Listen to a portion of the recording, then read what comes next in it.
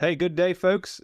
It is Leon and Matt again with the Profitable Sheep and Goat Production Podcast. Morning, Matt. How have you been? Good morning, Lynn. Doing well. How about you? Hey, can't complain. It's about Yep. 50 degrees this morning. I can see the steam on my coffee again these mornings. Oh wow. Yeah, it was nice here this morning. I don't think it was that cold. But it was nice. Yeah, we had some of those mornings were, boy, in the 70s almost there last week. It was maybe 58, and I thought, all right. Went out on the patio, and I had my cup of coffee. I'm like, check it out. I see steam coming off of there. Yeah, it definitely those nice cold mornings just give you that much better of a start to the day. I don't like those mornings when you get out. It just feels like you're suffocating in heat and humidity. I was a little worried with that heat. I was trying to breed some ewes for fall lambs, Okay. and I had went to all the work to cedar those things. Yeah. But the rams they kept right on marking ewes as I pulled cedars, so I think we're going to be good. They might be breeding, but we'll have to see how many of them maintain it, I guess. Yeah. Yeah. I think we always lose more pregnancies in the springtime. Yeah. Because I know from past experience, when we mark, or like if we have marking harnesses on the rams, they show they're breeding more ewes, that some of those ewes come up open than when we ultrasound them, which Mm-hmm. I think's to be expected. It's out of season and it's also hot. So yeah, Right. that'll be interesting to see Yeah. for you. So can I give a shout out to someone? Oh, absolutely. Go for it. All right. Well, I want to give a shout out to Rick Gregory, baseball podcast listener from Ohio. Stopped in to see me yesterday. I appreciated it, Rick. Appreciated knowing that, just getting to meet you and knowing there's people out there listening to us. So that was pretty cool. So thanks. Absolutely. We appreciate all the listeners, and if you like what we're putting out there, please give us a 5-star rating, like, subscribe, share with your friends. That all helps our content get out there to new listeners. So if you're listening to us on a podcast platform, give us a rating. Help us get our ratings up. So yeah. All right. So what's on the schedule for today? We got some more listener questions. All right. So a question we've been getting, there's probably about at least four of you listeners that have asked the question about vaccinations. What do we give? When do we give? What all is necessary? What's overdoing it? Matt, I think you and I do very similar protocols, but why don't you go over a little bit what you're doing currently? And most of the questions were what to vaccinate lambs with, but Yeah. I think you should just touch on any vaccinations you're doing. Sure.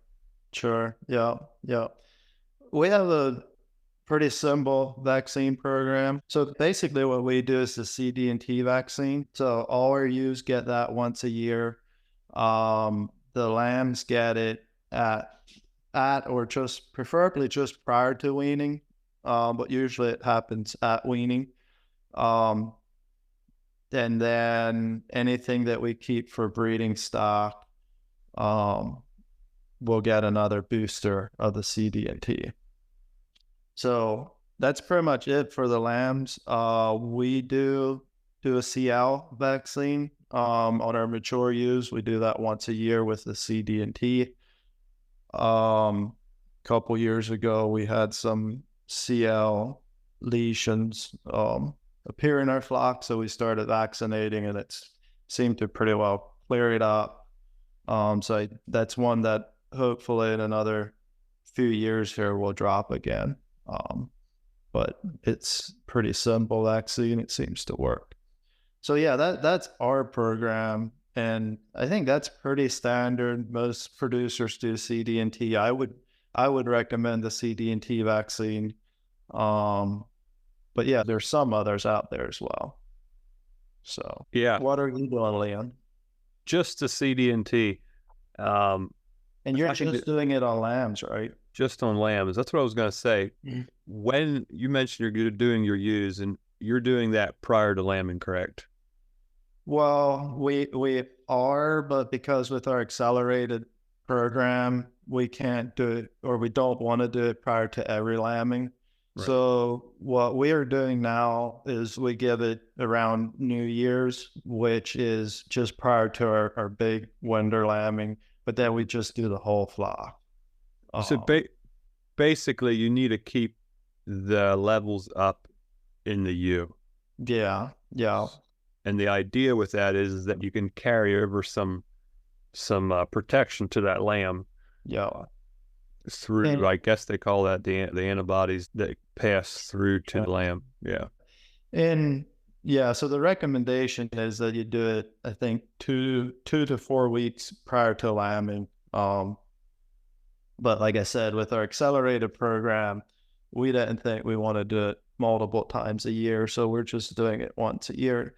And we had actually for a couple years, we had quit doing the CD&T on the ewes, because I know some people think that's not necessary. Um, and then we had a year where we lost some lambs to what I thought was the overeating or Clostridium disease. So then we started vaccinating our ewe flock again to give those lambs more protections. And it's cheap. I think you could get away pretty good without it, but it's cheap. It's easy to do. It's I don't know. To me, it's pretty simple. Right. Cheap insurance is what I tell people a lot of times. Yeah. And the problem with the Clostridium problem, once it's like if you start having lambs die from it, I don't want to say there's nothing you can do, because there's some things you can do and maybe save a lamb that's on the way out. But if you're in the middle of a problem, it's easier to have done some preventative work than. Mm-hmm. And usually it's your biggest, nicest lambs that the fastest growing ones are the ones that get hit first. Yeah, walk out and they're dead. Yeah. Yeah. It's your nicest lambs, and they're just dead. I mean, for me, I wouldn't catch it ahead of time or anything. It's just Right. You come out, you have a nice big lamb that's just dead. Yep. But yeah, so it's cheap insurance. And it's always, I shouldn't say always, but I've had it happen. I've had a ram lamb, that I had big plans for. Yeah. I'm thinking of particularly like 3 years ago, we had a ram lamb it was going to be a stud ram. Like, my wife calls me at work, "Hey, there's a dead lamb in the barn." And right away I'm like, "What's his number?" Yeah. Yeah. And she said the number. I'm like, "Oh." And that was a year where either I was lazy or too busy or all of the above. And the lambs were weaned for several weeks, maybe. I had not vaccinated at all. Yeah. Anyway, so when do I vaccinate? You have to give it twice. So we give our first vaccination prior to weaning, and the second one usually happens after weaning. You basically need a booster shot, and so they want you to give that second vaccination 21 to 28 days after the initial one. Yeah. We do not vaccinate our ewes.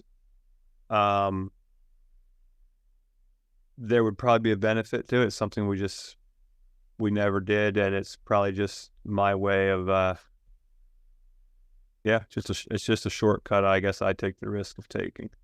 And you haven't had any issues with the overeating disease before you wean the lambs, or before you vaccinate them? Because that's where we started vaccinating our ewe flock again.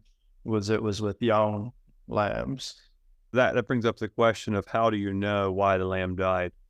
If I have a lamb die before weaning, usually I felt like I had a pretty good idea of why it died. Maybe it was Right. a poor doer from the get-go or something. Yeah. Yeah. I guess I never felt like we had trouble, but Sure. next year we will probably. Yeah. Now that you said it, your fall lambs here. Right. We have not done any CL vaccination. I kind of got paranoid about it there about 3-4 years ago. Bought some vaccine. It's still in my refrigerator. Yeah.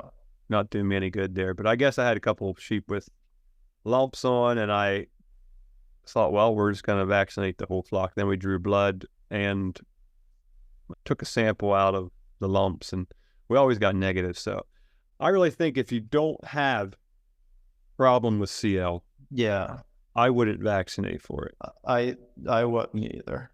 But like you said, Matt, a lot of people that have trouble with it have made good progress with vaccination. I would definitely.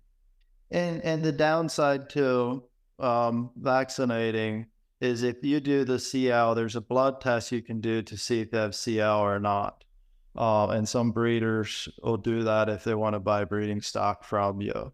If you're vaccinating, that's going to show up positive, whether they have it or not, because it's a live vaccine. So it's so if you don't, you need a reason to do it. Right. The test measures antibodies, I think. So if you vaccinate for it, they're going to have. Yeah, they would have it. Now with our flock, we only vaccinate mature animals. So if we're selling breeding stock, they've not been vaccinated. So if people wanted to test it, if they were worried about that, they could. Yep. So yeah, but yeah, like we said, there's not a lot of sheep and goat vaccines out there. There is some others. Well, Leanne, we were talking prior to the podcast about that 8-way. Go vaccinate. Yeah, vaccinate. I know there's quite a bit of producers that do that in place of the CD&T.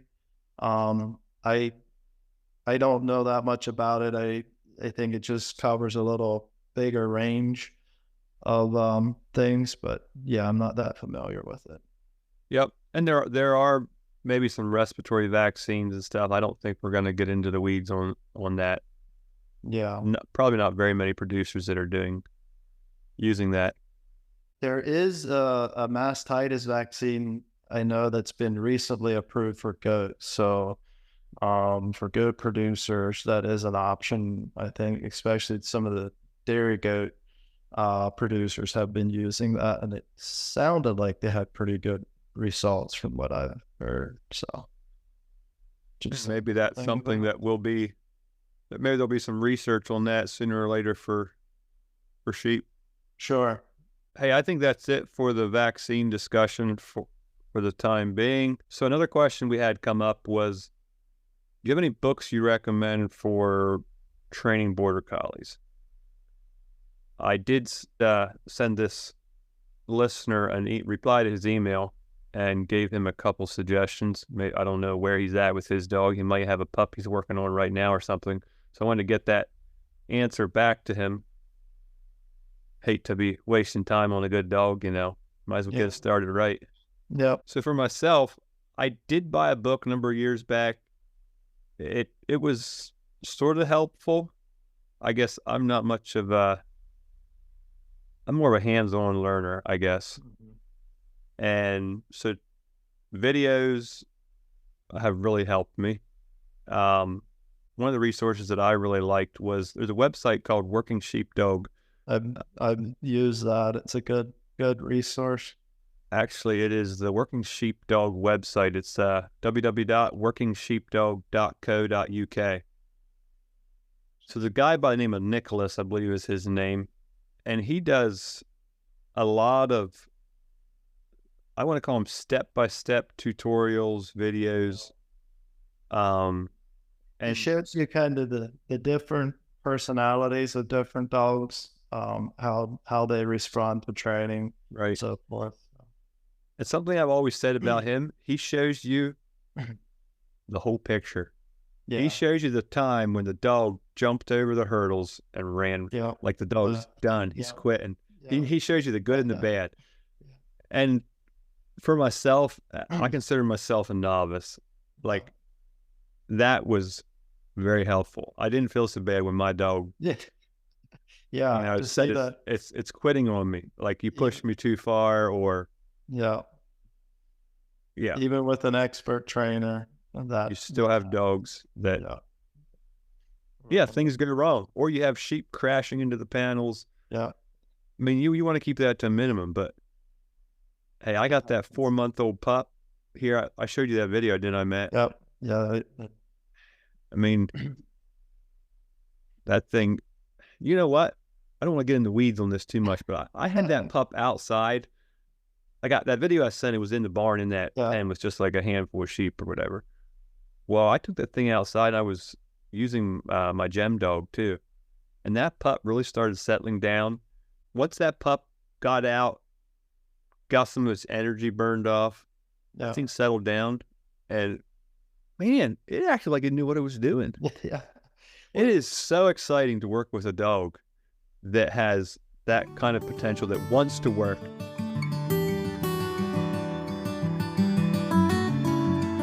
Hey folks, let's pause for a quick break and hear a word from our sponsor and our host, Lost Creek Wholesale. Lost Creek Wholesale is your distributor of quality sheep and goat feeding and handling equipment. Ask us about our universal feeders and Marweld handling equipment lineups, or visit our website, www.lostcreekwholesalellc.com. What if there was a way to get your herd proper nutrition with less feed waste and less stress on you and your sheep? Universal Feeders is the perfect solution, and Lost Creek Wholesale is your exclusive U.S. and Canada distributor of these tried and proven livestock feeders. Universal Feeders feature a unique saliva lick system that controls the animal's intake, ensuring animals only eat what they need when they need it. Our feeders offer both ad-lib attachments for free choice feeding as well as creep gate options. Our Marweld lineup offers a complete sheep and goat handling system, including spin and trim tables, fence line feeders, hay-saving hay racks, mineral feeders, and lambing jugs. Give us a call or visit our website to find a dealer near you. Or if you're interested in becoming a dealer for our products, give us a shout at 717-310-3641. Now, back to the fun stuff. So one book I would recommend that I just found in the last 2 years maybe here, and I've trained a couple dogs now using those techniques and been just really happy with it, and totally changed how I work with the dogs. Um, and I think it's because it's partially because it's so simple. Like it's not about training a dog for trials, although if that's your thing, you could definitely learn some techniques from this book. So the book is written by Bud Williams, who some of you might recognize, as he was well known for his livestock handling techniques. Wrote a couple books on livestock handling, has some videos, a lot of different information. And so his book is called Stock Dog Partner and Friends. It's really mostly just a collection of short stories that he wrote for magazines and things over the years, and stories about his dog trainings and dogs he's used over the years.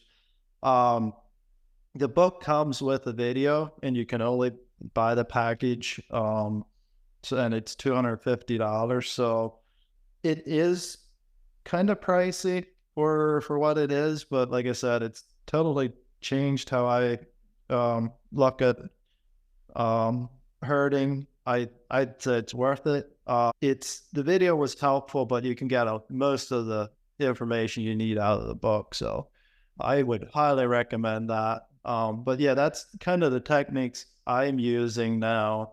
And I don't know, for us dumb farmers like me, it definitely is, in my mind, the way to train dogs. And I can train those dogs to do just about anything, and to do it without me constantly giving them directions and corrections. And that's, I mean, to me, that's really valuable, is not having to constantly guide my dog and tell him what to do. So getting back to the starting a puppy, that's where if you're starting a young pup, And again, everybody's got different techniques. I'm not saying one way is better than the other. Some of the other referrals we'll give you here for books are guys that like to start them in a round pen type deal. And I'm not dissing that. I'm just sharing my experience and my opinion on this. But so I like when I start a pup, I'll take him out typically with another dog. I like it to be on a big flock of sheep, and I like it to be out in the wide open where we're not running into fences and corners and all that. But then, and I'm fine. I mean, any dog that's that age, he's gonna know his name. For me, he's gonna be used to coming when he's called. Um, Lie down command I don't use a lot anymore, and I don't use it till we're further along in the training at all. That right there is a mistake that I made on my first dog.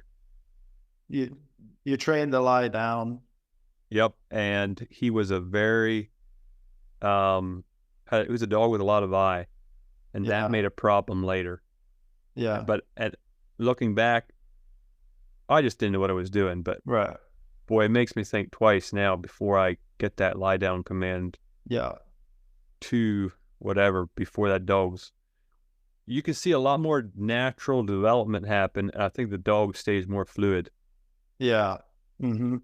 Well, I think that's a mistake we made with my Delilah, that I send out to get trained actually, but we tried to control her, and she was so hyper as a puppy, and still now, that she never really learned she's allowed to work sheep. You know, whenever she got a chance, she would just be so keyed in. And using the Bud Williams technique, she did settle down a little bit. But, you know, once you have a 5-year-old dog, they're kind of settled. They're kind of set. But that's my reason for not wanting to use a lie down command, for wanting to be out on a big flock of sheep and just letting the dog work. Is so many puppies that, especially if they have a strong drive to work, they go out and they want to work, and well, they goof up. So you make them lie down, you call them off, whatever.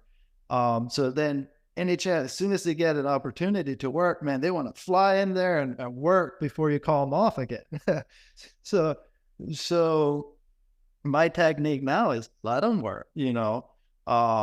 Don't get all nitpicky right away about, well, she ran in and grabbed a hold of that sheep. She shouldn't have been doing that, which she shouldn't. You don't want to allow that behavior, but it's a young puppy that's just learning to start working. So, you know, in that instance, rather than correcting her or even yelling at her or anything like that, I'll just move towards her, shoo her off, and she should, you know, circle around the sheep and just keep letting her work. And it doesn't take a puppy very long to be tired. So then once they're tired, then you can call them off and, hey, we're done for today. The dog's happy, got a good work in. You know, next day you go out again, do the same thing. And after a while, the dog's going to start settling down because they know they're allowed to work. If you're always trying to control them, always trying to keep them kind of under wraps, make them lie down if they get too excited, they're just jumping at the bit to get going, and just makes it a lot more difficult. So I don't know. That's kind of where I'm talking from. Sure. And I'm not an expert, but anyway, well, neither of us. But that's just what I've learned in the last couple of years here. So, yeah, I'm pretty excited to keep working with that pup. That's for a guy in central Pennsylvania there that I'm anxious to see what we can get accomplished with it this summer. I had a person contact me here just maybe a month ago, wondering if I would do lessons, if they would bring a dog out. Mm-hmm. And of course, I told him that I don't consider myself a professional trainer or anything. I'm just a farmer that needs good dogs to use here on the farm, and I enjoy working with dogs. But I kind of was ready to agree to give it a one-time try, and just to meet the person and introductions, etc. And then I realized that she has an English Shepherd. Uh, And then I said, boy, I don't know what to say. I said, they work on a little different principle from what I understand. yeah. Anyway, here sometime next month, she's going to bring the dog out, and I think it'll be good for me to just for the experience to see how the dog responds to stock and stuff. Yeah. Anyway, it'll be interesting. Yeah, definitely. Well, and that brings up an interesting point. There's a lot of interest in working dogs, and there's not, especially local here. I don't know where to send people, for a trainer or somebody that can give them lessons, anything like that. So there's a lot of interest there. So yeah, and if anybody out there has a good resource for a trainer that you would highly recommend, we would like to know about it, because like I said, there's a lot of interest in it. They're super helpful on the farm. I don't do anything with the sheep without my dog anymore. But it's also so much fun. If you do something with your sheep without the dog, you knew you should have had the dog. Yeah. Or it kind of comes back to bite you. Yeah, it's usually like, oh, well, none of the dogs happen to be with me, and I'm just going to move these sheep quick, and then I'm out running after sheep, and they don't even listen to me or care about me. I'm like, all right, I'm going to go get that dog. And even like some people think, well, my sheep are mostly in the barn, small paddocks, that sort of thing. I use my dog, I think, almost more to move them in those situations, because if you have sheep in the barn, they're a lot tamer and they're more used to you. So it can be hard to move them. And that's where a dog can really come in handy, to move them, from even just from pen to pen. If you're in total confinement, I still wouldn't do without a dog. Dog broke sheep. It's amazing what you can do with them. I mean, I will load my stock trailer in the middle of the driveway with the dog.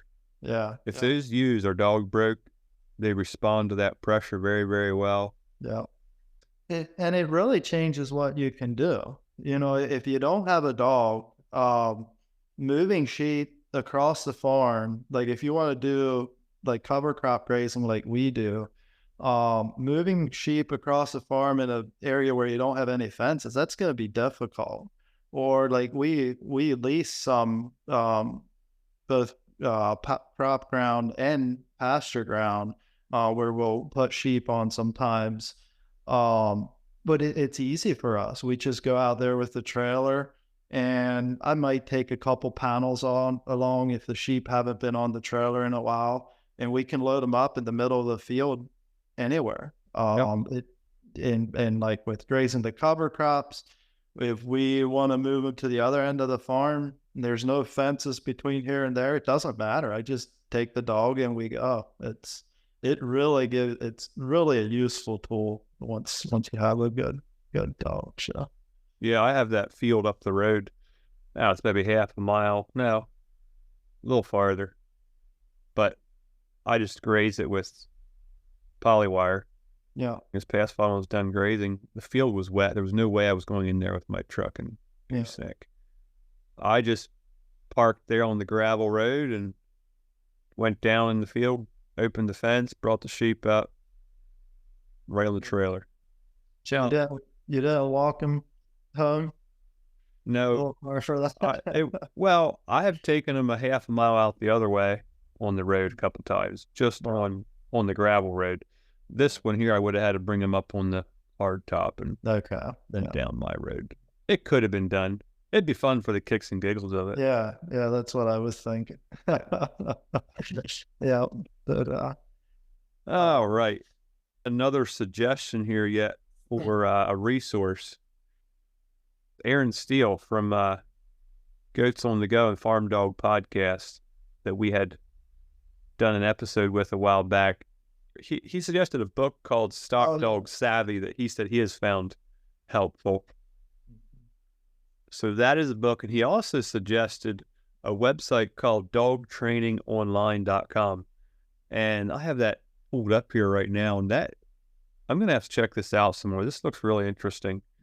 So this is a compilation of some very well-known trainers in different working dog categories. Looks like it includes herding dogs, some sporting dogs like bird dogs, etc. And there is a lot of videos here teaching the walk up on day 1, day 2, maintaining your recall, building confidence in pups, controlling the stock speed in the field. Yeah, looks like there's a lot of information here. Had I mentioned the working sheep? Yeah, we did talk about the working sheepdog. Yeah, yeah, which is a subscription. Right, that's a subscription as well. Yeah, then we got off in the weeds. Yeah. Forgot. All right, anything else you want to suggest yet, Matt? Yeah, I had one other book, Lessons from a Stock Dog by Bruce. I'm not even going to try to butcher his last name, but he's from Ohio. It's probably one of the first sheep books or the stock dog books I read. Lessons from a Stock Dog, and it's really, especially for a beginner, it's really informative. A lot of the book is written about him working or training his first dog as a novice, and then what he learned over the years. So really good resource. I would definitely recommend that. And as far as where you can get these books, we should probably touch on that a little bit, Leon. The Bud Williams book, you do have to buy directly from them. They have a website, and it's stockmanship.com. Stockmanship.com. Yeah, all their training stuff is on there. There is a phone number on there. I'll read that off. So the phone number you could call and order is 417-719-4910. What else did we recommend? Oh, well, we're talking of Bud Williams. Another book he has on there, which is just a collection of short stories about basically their life. Bud and his wife, I forget her name now. But they've traveled all over the U.S. herding everything from cattle to elk and reindeer up in the Arctic Circle. So that book is called Smile and Mean It. It's, if you like to read, it's an awesome book. It's just a fun read, and you'll learn about handling stock and dogs in there as well. So yeah, good stuff. And I will put in the show notes, I will put links to some of these websites, these books, etc. And I think I'm even going to add some of these to my resources tab on my own personal website, on my thelcranch.com website. Sure. Yeah, well, I think we pretty well covered that. One thing I would like to touch on briefly at is this week when the podcast will be released, July 5th and 6th are Horse Progress Days here in Leola, which is basically event for horse-drawn equipment people and people that are interested in using horses for farming, but they also have a bunch of other stuff, which is what really interests me. So we are doing a sheep and goat breed presentation there, which should be interesting. I'm helping with that. And we are also going to be doing a sheep herding demonstration. John Fisher from Franklin County here in PA is hoping to do that presentation. He has some health concerns, but we're hoping he can do it. If not, we'll have some backup plans as well. But so if you're anywhere in the area, that would be of interest to you, I think. So just wanted to throw that out there. Very good. Why don't you put a plug in for your sales coming up yet, Matt? Yeah, so we have a sale coming up July the 20th.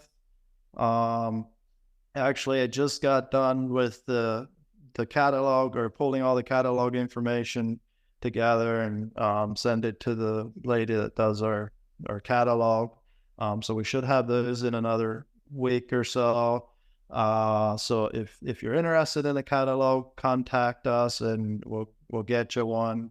We will also be at Horse Progress Days. Like I said, we'll have catalogs there to hand out. As far as our sale, we'll be selling, I think it's 2 Taxel rams, about 8 white Dorper rams, about 30 or 35 Katahdin rams, and like 30 registered Katahdin ewes, and then maybe another 50 or 60 commercial ewes, Katahdin ewes that either are ours or some consignment ewes that were consigned by other sheep farmers that are out of our rams, so our genetics on the ram side. With that sale, we also do education sessions in the morning from 8 to 12. Leon's going to be there. He's going to give us a talk on creek feeding, I believe. Is that right? That's what you told me to talk about anyway. Yeah, so Leon will be there. We have Andrew Weaver from North Carolina University coming up. He's going to be doing a talk on two talks actually. One on using terminal sires, and the other one on synchronizing and controlling your breeding season. And we're still working on some of the other topics, but should be good.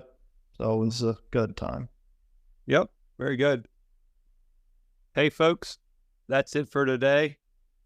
Stay tuned for another episode coming up. We have a couple exciting topics we want to cover here in the very near future. And if you're going to be at Matt's sale here in a couple of weeks, we'll see you then. Sounds good. Hey Matt, we'll see you. Yep, see you.